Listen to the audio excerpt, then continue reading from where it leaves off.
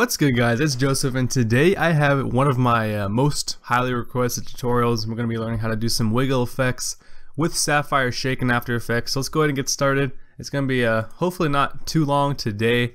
As always, the project file of this little composition thingy is going to be in the description if you want to go ahead and download that, follow along, or if you just want to learn yourself and not have to listen to me talk, that's also an option. So let's go ahead and get started.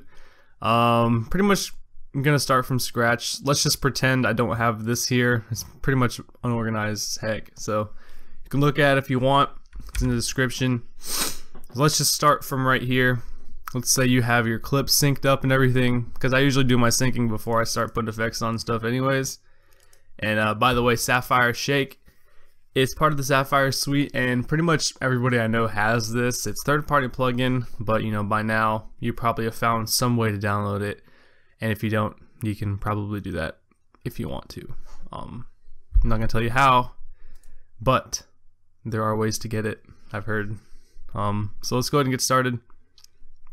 Got the clips. I'm gonna make a adjustment layer by pressing Control Alt Y, and there you go. You got this nice, beautiful purple line of color. And so let's go ahead and get started with the Sapphire Shake. So if you have the Sapphire suite, let's go into Effects and Presets and type in S, and then it's like a little underscore thingy, and then Shake, and that's what we're going to be using.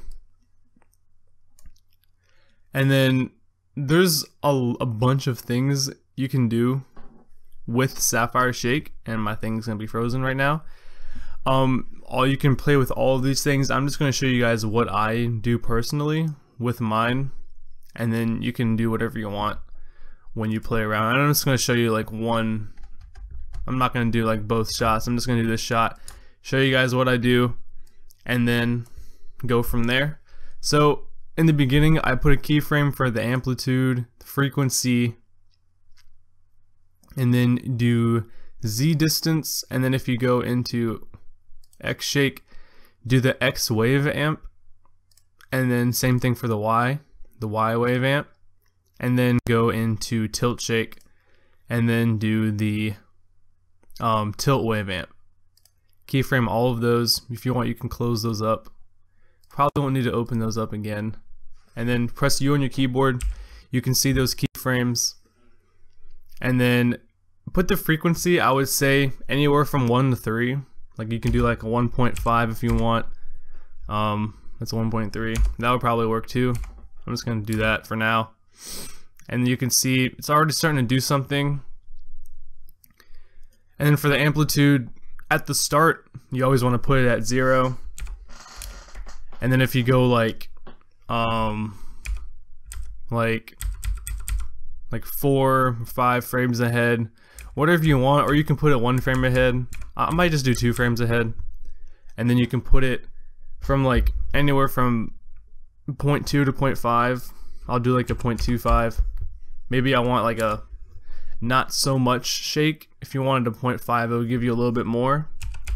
And you know, just play around with the numbers. There's nothing like certain and set in stone that you have to put in those slots. You can put whatever you want pretty much, and you can have it last however you want. So say I wanted it to last to like right here, or say you had another like shot later on, you can end it like right before that shot, so you would have like a constant movement of shake. But I'm not going to do that, so I'm just going to put 0 right here. And then for the Z distance, you also want to start that at 0, and then I put it at 1 right here. And then you can see, oh, I messed that up. What did I do with the Z distance? I put it at like 0.9. Yeah. You can pretty much just play around with that. I don't know why I put it at 0. You know, maybe put it down as much as you want, or you can bring it out. It depends. If you bring it out, you can maybe make something funky with this. But you know, just do some subtle stuff. So maybe put it at 1, and then Oh yeah. You can leave it at 1. Let's do that. Leave it at this. Maybe you can bring it out, or we can just leave it at 1. It doesn't really matter. Keyframe it at 1, and then go to the next keyframe, and then put it down to like, or put it, yeah. You can either put it up, or you can put it in. So I'm gonna put it to like 0.9. How does that sound? So there it goes forward. Alright, yeah, that looks better to me. If you want to make something funky, you can. I'll put it back to 1 over here. And so now you get that. There you go. Now it's starting to look like a little shake. If you want to end here, you can, but I'm going to keep going. If you want to go even further with this X and Y wave amp, you can put them both to like 70. And then it gives you a little bit more variation. And then for the tilt wave, you can put it at like 8. And then you're not gonna have to put a keyframe for the rest of them at all, because the amplitude pretty much controls all of it. So now you can see you got a good little shake. It's pretty strong too. And if you play through it, it's gonna look pretty cool with the shot, depending on like music and everything. And you know, you can put these down further if you wanted to, so then you can get it more of a shake in there. And that's pretty much it for a shake. If you want, that's pretty much a simple shake you can make if you wanted to. And you can use all this other stuff. Like, I didn't even like look through all of this, but if you wanted to use it, go ahead. And if you wanted to save it as a preset, you can do that too. You know, there's a whole bunch of things you can do. So I just wanted to go through and cover that really quick, because I've had a lot of people ask me how to do wiggles. So that's pretty much how I do mine, and I pretty much make them from scratch every single time. Just, you know, to be, I don't know, just to do something.